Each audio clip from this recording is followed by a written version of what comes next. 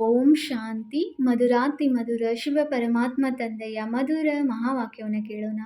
ಇಂದಿನ ಮುರಳಿಯ ದಿನಾಂಕವಾಗಿದೆ 19/1/2026. ಪ್ರಾತಃ ಮುರಳಿ ಬಾಪ್ದಾದ ಮಧುಬನ್.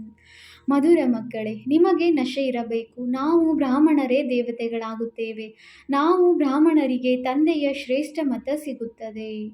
ಪ್ರಶ್ನೆಯಾಗಿದೆ, ಯಾರದು ಬಿಸಿ ರಕ್ತ ಯೌವನವಾಗಿದೆಯೋ ಅವರಿಗೆ ಯಾವ ಉಮಂಗ ಮತ್ತು ಯಾವ ನಶೆ ಇರಬೇಕು? ಉತ್ತರ, ಈ ಪ್ರಪಂಚ ಯಾವುದು ಹಳೆಯ ಕಬ್ಬಿಣದ ಯುಗವಾಗಿ ಬಿಟ್ಟಿದೆಯೋ ಅದನ್ನು ಹೊಸ ಸ್ವರ್ಣಿಮ ಯುಗವನ್ನಾಗಿ ಮಾಡುವ, ಹಳೆಯದರಿಂದ ಹೊಸದನ್ನಾಗಿ ಮಾಡುವ ಉಮಂಗವಿರಬೇಕು. ಕನ್ಯೆಯರದು ಬಿಸಿ ರಕ್ತವಾಗಿದೆ ಅಂದ ಮೇಲೆ ತಮ್ಮ ಜೊತೆಗಾರರನ್ನು ಮೇಲೆತ್ತಬೇಕು. ನಶೆಯು ಸ್ಥಿರವಾಗಿರಲಿ. ಭಾಷಣ ಮಾಡುವುದರಲ್ಲಿಯೂ ಬಹಳ ಮಸ್ತಿ ಇರಬೇಕು. ಗೀತೆಯಾಗಿದೆ, ರಾತ್ರಿಯ ಪ್ರಯಾಣಿಕನೇ ಸುಸ್ತಾಗಬೇಡ. ಓಂ ಶಾಂತಿ. ಮಕ್ಕಳು, ಈ ಗೀತೆಯ ಅರ್ಥವನ್ನಂತೂ ತಿಳಿದುಕೊಂಡಿದ್ದೀರಿ. ಈಗ ಭಕ್ತಿ ಮಾರ್ಗದ ಘೋರ ಅಂಧಕಾರ ರಾತ್ರಿಯಂತೂ ಮುಕ್ತಾಯವಾಗುತ್ತಿದೆ. ಮಕ್ಕಳಿಗೆ ಗೊತ್ತಿದೆ, ನಮಗೆ ಈಗ ಕಿರೀಟ ಸಿಗಲಿದೆ. ಇಲ್ಲಿ ಕುಳಿತಿದ್ದೀರಿ. ಮನುಷ್ಯರಿಂದ ದೇವತೆಗಳಾಗುವ ಗುರಿ ಧ್ಯೇಯವಿದೆ. ಹೇಗೆ ನೀವು ತಮ್ಮನ್ನು ಕೋಣವೆಂದು ತಿಳಿಯಿರಿ, ಆಗ ಆ ರೂಪವಾಗಿ ಬಿಡುತ್ತೀರೆಂದು ಸನ್ಯಾಸಿಗಳು ತಿಳಿಸುತ್ತಾರೆ. ಅದು ಭಕ್ತಿ ಮಾರ್ಗದ ದೃಷ್ಟಾಂತವಾಗಿದೆ. ಹೇಗೆ ಈ ದೃಷ್ಟಾಂತವೂ ಇದೆ. ರಾಮನು ವಾನರ ಸೈನ್ಯವನ್ನು ಸಹಾಯಕ್ಕೆ ತೆಗೆದುಕೊಂಡನು ಅಂದಾಗ ನೀವಿಲ್ಲಿ ಕುಳಿತಿದ್ದೀರಿ. ನಿಮಗೆ ತಿಳಿದಿದೆ, ನಾವೇ ದೇವಿ ದೇವತೆಗಳು ಡಬಲ್ ಕಿರೀಟಧಾರಿಗಳಾಗುತ್ತೇವೆ. ಹೇಗೆ ಶಾಲೆಯಲ್ಲಿ ಓದುತ್ತಾರೆಂದರೆ, ನಾನು ಇದನ್ನು ಓದಿ ಡಾಕ್ಟರ್ ಆಗುವೆನು, ಇಂಜಿನಿಯರ್ ಆಗುವೆನೆಂದು ಹೇಳುತ್ತಾರೆ. ಹಾಗೆಯೇ ನೀವು ಸಹ ತಿಳಿದುಕೊಂಡಿದ್ದೀರಿ, ಈ ವಿದ್ಯೆಯಿಂದ ನಾವೇ ದೇವಿ ದೇವತೆಗಳಾಗುತ್ತಿದ್ದೇವೆ. ಈ ಶರೀರವನ್ನು ಬಿಡುತ್ತೇವೆ ಮತ್ತು ನಂತರದ ಜನ್ಮದಲ್ಲಿ ನಮಗೆ ಕಿರೀಟ ಸಿಕ್ಕಿಬಿಡುತ್ತದೆ. ಇದಂತೂ ಬಹಳ ಕೊಳಕು ಚೀಚಿ ಪ್ರಪಂಚವಲ್ಲವೇ? ಹೊಸ ಪ್ರಪಂಚವು ಸುಂದರ ಪ್ರಪಂಚವಾಗಿದೆ. ಹಳೆಯ ಪ್ರಪಂಚವು ಸಂಪೂರ್ಣ ಕನಿಷ್ಠ ಪ್ರಪಂಚವಾಗಿದೆ. ಇದಂತೂ ಸಮಾಪ್ತಿಯಾಗುವುದಿದೆ. ಹೊಸ ಪ್ರಪಂಚದ ಮಾಲೀಕರನ್ನಾಗಿ ಮಾಡುವವರು ಅವಶ್ಯವಾಗಿ ವಿಶ್ವದ ರಚಯಿತನೇ ಆಗಿರುವರು. ಮತ್ಯಾರೂ ಓದಿಸಲು ಸಾಧ್ಯವಿಲ್ಲ. ಶಿವ ತಂದೆಯೇ ನಿಮಗೆ ಓದಿಸಿ ಕಲಿಸಿಕೊಡುತ್ತಾರೆ. ತಂದೆಯು ತಿಳಿಸಿದ್ದಾರೆ, ಪೂರ್ಣ ಆತ್ಮಾಭಿಮಾನಿಯಾಗಿ ಬಿಟ್ಟರೆ ಮತ್ತೇನು ಬೇಕು? ನೀವು ಬ್ರಾಹ್ಮಣರಂತೂ ಆಗಿಯೇ ಇದ್ದೀರಿ. ನಾವು ದೇವತೆಗಳಾಗುತ್ತಿದ್ದೇವೆ ಎಂಬುದು ನಿಮಗೆ ಗೊತ್ತಿದೆ. ದೇವತೆಗಳು ಎಷ್ಟೊಂದು ಪವಿತ್ರರಾಗಿದ್ದರು, ಇಲ್ಲಿ ಎಷ್ಟು ಪತಿತ ಮನುಷ್ಯರಿದ್ದಾರೆ. ಬಲೆ, ಚಹರೆಯೂ ಮನುಷ್ಯರದಾಗಿದೆ, ಆದರೆ ಗುಣಗಳು ನೋಡಿ ಹೇಗಿವೆ.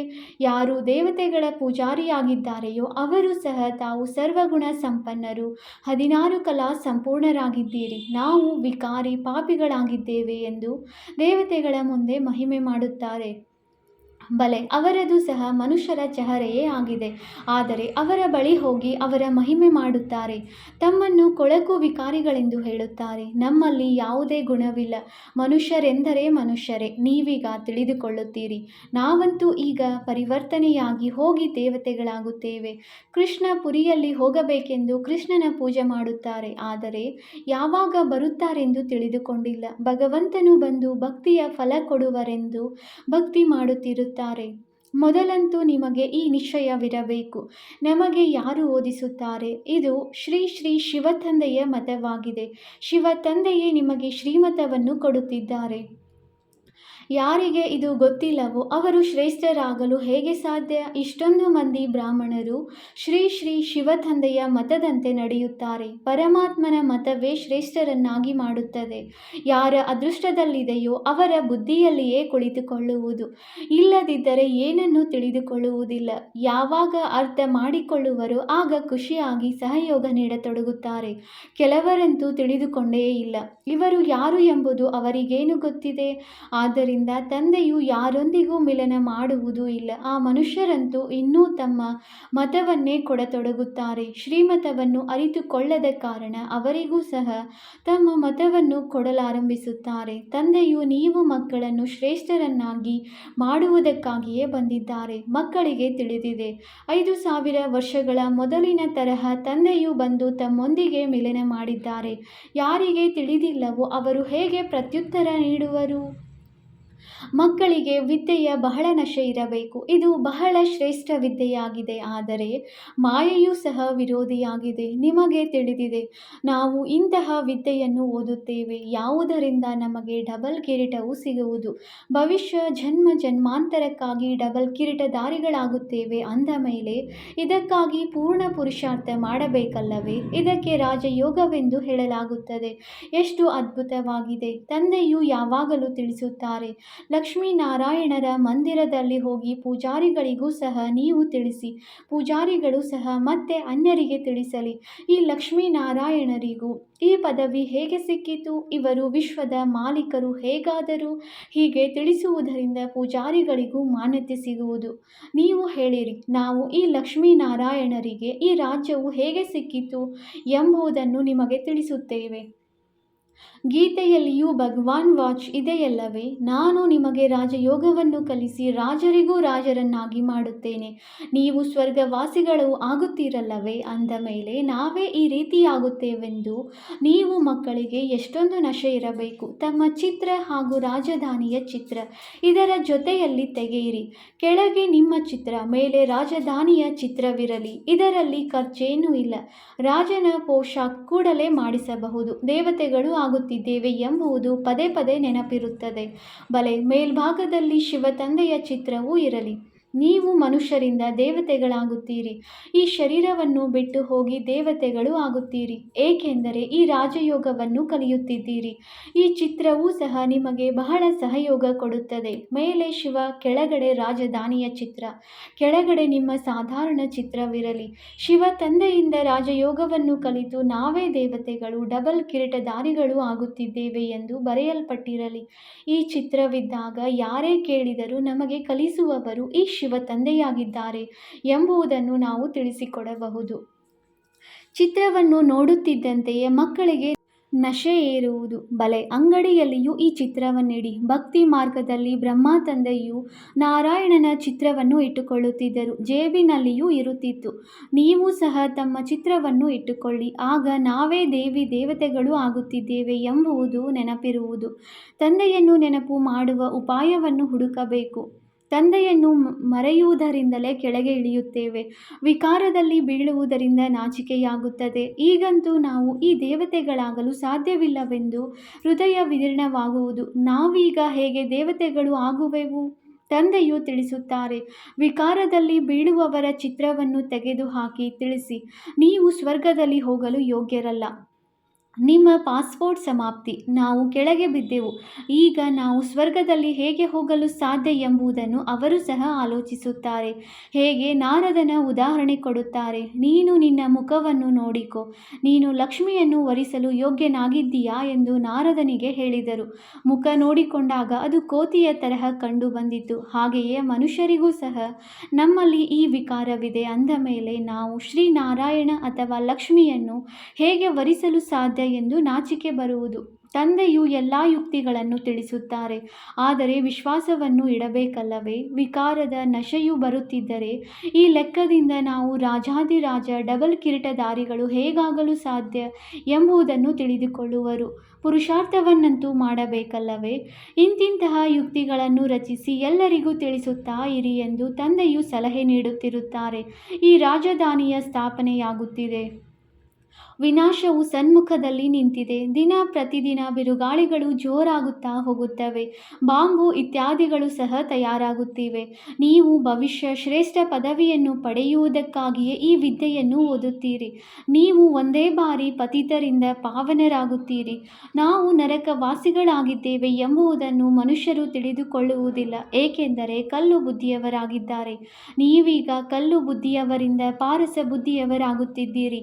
ಅದೃಷ್ಟದಲ್ಲಿ ಇದ್ದರೆ ಕೂಡಲೇ ತಿಳಿದುಕೊಳ್ಳುವರು, ಇಲ್ಲವೆಂದರೆ ನೀವು ಎಷ್ಟಾದರೂ ತಲೆ ಕೆಡಿಸಿಕೊಳ್ಳಿ, ಬುದ್ಧಿಯಲ್ಲಿ ಕುಳಿತುಕೊಳ್ಳುವುದಿಲ್ಲ. ತಂದೆಯನ್ನೇ ತಿಳಿದುಕೊಳ್ಳದಿದ್ದರೆ ಅವರು ನಾಸ್ತಿಕರಾಗಿದ್ದಾರೆ, ಅರ್ಥಾತ್ ಧನಿಕರಲ್ಲ. ಅಂದ ಮೇಲೆ ಅವರನ್ನು ಧನಿಕರನ್ನಾಗಿ ಮಾಡಬೇಕಲ್ಲವೇ? ಯಾವಾಗ ಶಿವ ತಂದೆಯ ಮಕ್ಕಳಾಗಿದ್ದೀರಿ ಅಂದ ಮೇಲೆ ಇಲ್ಲಿ ಯಾರಿಗೆ ಜ್ಞಾನವಿದೆಯೋ ಅವರು ತಮ್ಮ ಮಕ್ಕಳನ್ನು ವಿಕಾರಗಳಿಂದ ರಕ್ಷಿಸುತ್ತಿರುತ್ತಾರೆ. ಅಜ್ಞಾನಿಗಳು ತಮ್ಮಂತೆ ಮಕ್ಕಳನ್ನು ವಿಕಾರದಲ್ಲಿ ಸಿಲುಕಿಸುತ್ತಾರೆ. ನಿಮಗೆ ತಿಳಿದಿದೆ, ಇಲ್ಲಿ ವಿಕಾರದಿಂದ ಪಾರು ಮಾಡಲಾಗುತ್ತದೆ. ಮೊದಲಂತೂ ಕನ್ಯೆಯರನ್ನು ಪಾರು ಮಾಡಬೇಕು. ತಂದೆ ತಾಯಿಗಳು ಹೇಗೆ ಮಕ್ಕಳನ್ನು ವಿಕಾರದಲ್ಲಿ ಬೀಳಿಸುವ ಪೆಟ್ಟು ಕೊಡುತ್ತಾರೆ ನಿಮಗೆ ತಿಳಿದಿದೆ. ಇದು ಭ್ರಷ್ಟಾಚಾರಿ ಪ್ರಪಂಚವಾಗಿದೆ. ಶ್ರೇಷ್ಠಾಚಾರಿ ಪ್ರಪಂಚವನ್ನು ಬಯಸುತ್ತಾರೆ. ಭಗವಾನ್ ವಾಚ್, ನಾನು ಶ್ರೇಷ್ಠಾಚಾರಿಗಳನ್ನಾಗಿ ಮಾಡಲು ಬರುತ್ತೇನೆ ಅಂದ ಮೇಲೆ ಈಗ ಎಲ್ಲರೂ ಭ್ರಷ್ಟಾಚಾರಿಗಳಾಗಿದ್ದಾರೆ. ನಾನು ಎಲ್ಲರ ಉದ್ಧಾರ ಮಾಡುತ್ತೇನೆ. ಭಗವಂತನೇ ಸಾಧು ಸಂತ ಮೊದಲಾದವರೆಲ್ಲರೂ ಉದ್ಧಾರ ಮಾಡಲು ಬರಬೇಕಾಗಿದೆ ಎಂದು ಗೀತೆಯಲ್ಲಿಯೂ ಬರೆಯಲ್ಪಟ್ಟಿದೆ. ಒಬ್ಬ ಭಗವಂತ ತಂದೆಯೇ ಬಂದು ಎಲ್ಲರ ಉದ್ಧಾರ ಮಾಡುತ್ತಾರೆ. ನೀವೀಗ ಆಶ್ಚರ್ಯಪಡುತ್ತೀರಿ, ಮನುಷ್ಯರು ಎಷ್ಟೊಂದು ಕಲ್ಲು ಬುದ್ಧಿಯವರಾಗಿದ್ದಾರೆ. ಈ ಸಮಯದಲ್ಲಿ ದೊಡ್ಡವರಿಗೆ ಒಂದು ವೇಳೆ ಗೀತೆಯ ಭಗವಂತನು ಶಿವನಾಗಿದ್ದಾರೆ ಎಂಬುದು ಅರ್ಥವಾಗಿ ಬಿಟ್ಟರೆ ಏನಾಗುವುದೋ ಗೊತ್ತಿಲ್ಲ. ಹಾಹಾಕಾರವು ಏಳುತ್ತದೆ. ಆದರೆ ಇನ್ನೂ ತಡವಿದೆ. ಇಲ್ಲದಿದ್ದರೆ ಎಲ್ಲರ ಸಿಂಹಾಸನಗಳು ಒಮ್ಮೆಲೆ ಅಲುಗಾಡುತ್ತಿದ್ದವು. ಅನೇಕರ ಸಿಂಹಾಸನಗಳು ಅಲುಗಾಡುತ್ತವೆಯಲ್ಲವೇ? ಯುದ್ಧವು ಆರಂಭವಾದಾಗ ಅರ್ಥವಾಗುತ್ತದೆ, ಇವರ ಸಿಂಹಾಸನವು ಅಲುಗಾಡುತ್ತಿದೆ, ಈಗ ಇಳಿಯುವವರಾಗಿದ್ದಾರೆ ಎಂದು. ಒಂದು ವೇಳೆ ಈಗಲೇ ಎಲ್ಲರ ಸಿಂಹಾಸನಗಳು ಅಲುಗಾಡಿದರೆ ಬಹಳ ಏರುಪೇರಾಗಿ ಬಿಡುವುದು. ಇದು ಮುಂದೆ ನಡೆಯಲಿದೆ. ಪತಿತ ಪಾವನ ಸರ್ವರ ಸದ್ಗತಿದಾತನೇ ಹೇಳುತ್ತಾರೆ, ನಾನು ಬ್ರಹ್ಮರವರ ತನುವಿನಿಂದ ಸ್ಥಾಪನೆ ಮಾಡುತ್ತಿದ್ದೇನೆ. ಸರ್ವರ ಸದ್ಗತಿ ಅರ್ಥಾತ್ ಉದ್ಧಾರ ಮಾಡುತ್ತಿದ್ದೇನೆ. ಭಗವಾನ್ ವಾಚ್, ಇದು ಪತಿತ ಪ್ರಪಂಚವಾಗಿದೆ. ನಾನು ಇವರೆಲ್ಲರ ಉದ್ಧಾರ ಮಾಡಬೇಕಾಗಿದೆ. ಈಗ ಎಲ್ಲರೂ ಪತಿತರಾಗಿದ್ದಾರೆ ಅಂದ ಮೇಲೆ ಪತಿತರು ಅನ್ಯರನ್ನು ಹೇಗೆ ಪಾವನ ಮಾಡುವರು? ಮೊದಲು ಸ್ವಯಂ ಪಾವನರಾದಾಗ ಮತ್ತೆ ತನ್ನ ಅನುಯಾಯಿಗಳನ್ನು ಪಾವನ ಮಾಡಬಹುದು. ನಿಮಗೆ ಭಾಷಣ ಮಾಡುವುದರಲ್ಲಿ ಬಹಳ ಮಸ್ತಿ ಇರಬೇಕು. ಕನ್ಯೆಯರದು ಬಿಸಿ ರಕ್ತವಾಗಿದೆ. ನೀವು ಹಳೆಯದರಿಂದ ಹೊಸದನ್ನಾಗಿ ಮಾಡುತ್ತಿದ್ದೀರಿ. ನಿಮ್ಮ ಆತ್ಮವು ಯಾವುದು ಹಳೆಯ ಕಬ್ಬಿಣದ ಸಮಾನವಾಗಿರುವುದೋ ಅದು ಹೊಸ ಸ್ವರ್ಣಿಮದಂತೆ ಆಗುತ್ತದೆ, ತುಕ್ಕು ಬಿಡುತ್ತಾ ಹೋಗುತ್ತದೆ. ಅಂದಾಗ ಮಕ್ಕಳಿಗೆ ಬಹಳ ಉಮ್ಮಂಗವಿರಬೇಕು. ನಶೆಯು ಸ್ಥಿರವಾಗಿರಬೇಕು. ತಮ್ಮ ಜೊತೆಗಾರರನ್ನು ಮೇಲೆತ್ತಬೇಕಾಗಿದೆ. ತಾಯಿ ಗುರು ಎಂದು ಗಾಯನವಿದೆ. ತಾಯಿಯು ಯಾವಾಗ ಗುರುವಾಗುತ್ತಾಳೋ ಎಂಬುದನ್ನು ಸಹ ನೀವು ತಿಳಿದುಕೊಂಡಿದ್ದೀರಿ. ಜಗದಂಬೆಯೇ ಮತ್ತೆ ರಾಜರಾಜೇಶ್ವರಿಯಾಗುತ್ತಾರೆ. ಮತ್ತೆ ಅಲ್ಲಿ ಯಾವುದೇ ಗುರು ಇರುವುದೇ ಇಲ್ಲ. ಗುರುವಿನ ಗೊಂದಲ ಈಗ ನಡೆಯುತ್ತದೆ. ತಂದೆಯು ಬಂದು ಮಾತೆಯರ ಮೇಲೆ ಜ್ಞಾನಾಮೃತದ ಕಳಸವನ್ನಿಡುತ್ತಾರೆ. ಆರಂಭದಿಂದ ಇದೇ ರೀತಿಯಾಗುತ್ತದೆ. ಸೇವಾ ಕೇಂದ್ರಗಳಿಗಾಗಿಯೂ ಬ್ರಹ್ಮ ಕುಮಾರಿಯರು ಬೇಕೆಂದೇ ಹೇಳುತ್ತಾರೆ. ತಾವೇ ನಡೆಸಿ ತಮಗೆ ಧೈರ್ಯವಿಲ್ಲವೇ ಎಂದು ತಂದೆಯು ಹೇಳುತ್ತಾರೆ. ಅದಕ್ಕೆ ಇಲ್ಲ ಬಾಬಾ, ನಮಗೆ ಶಿಕ್ಷಕಿ ಸಹೋದರಿ ಬೇಕೆಂದು ಹೇಳುತ್ತಾರೆ. ಇದು ಸರಿಯಾಗಿದೆ, ಗೌರವ ಕೊಡುತ್ತಾರೆ. ಇತ್ತೀಚಿನ ಪ್ರಪಂಚದಲ್ಲಿ ಒಬ್ಬರು ಇನ್ನೊಬ್ಬರಿಗೆ ತೋರ್ಪಡಿಕೆಯ ಮಾನ್ಯತೆಯನ್ನು ನೀಡುತ್ತಾರೆ. ಇಂದು ಪ್ರಧಾನಮಂತ್ರಿಯಾಗಿದ್ದರು, ನಾಳೆ ಅವರನ್ನು ಸ್ಥಾನದಿಂದ ಇಳಿಸಿಬಿಡುತ್ತಾರೆ. ಸ್ಥಿರವಾದ ಪದವಿಯು ಯಾರಿಗೂ ಸಿಗುವುದಿಲ್ಲ.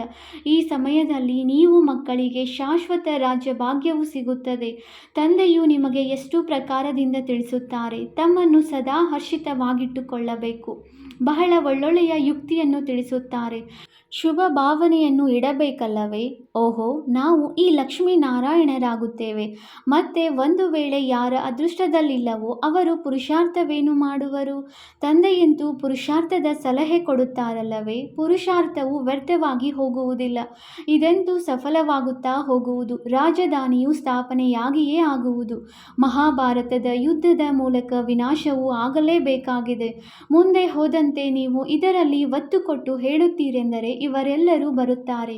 ಈಗಿನ್ನೂ ತಿಳಿದುಕೊಳ್ಳುತ್ತಿಲ್ಲ, ಆದರೆ ಕೊನೆಯಲ್ಲಿ ಇವರ ಪದವಿಗಳೆಲ್ಲವೂ ಹಾರಿ ಹೋಗುವುದು. ಎಷ್ಟೊಂದು ಮಂದಿ ಗುರುಗಳಿದ್ದಾರೆ. ಗುರುವಿಗೆ ಅನುಯಾಯಿಗಳು ಇಲ್ಲದ ಮನುಷ್ಯರು ಯಾರೂ ಇಲ್ಲ.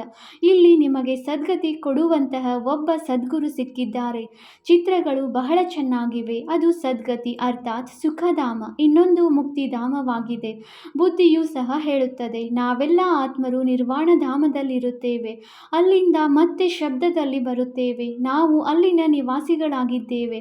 ಈ ಆಟವೇ ಭಾರತದ ಮೇಲೆ ಮಾಡಲ್ಪಟ್ಟಿದೆ.